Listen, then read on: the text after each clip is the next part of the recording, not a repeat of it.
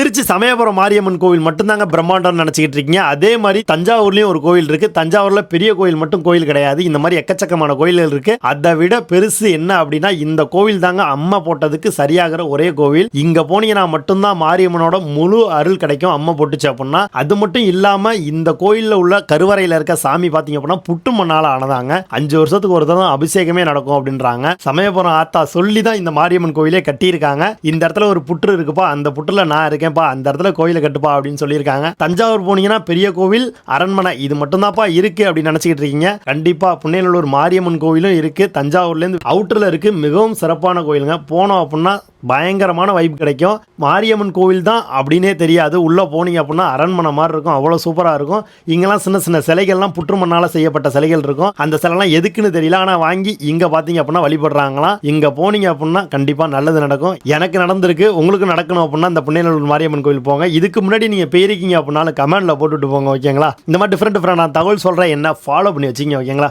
பாய்.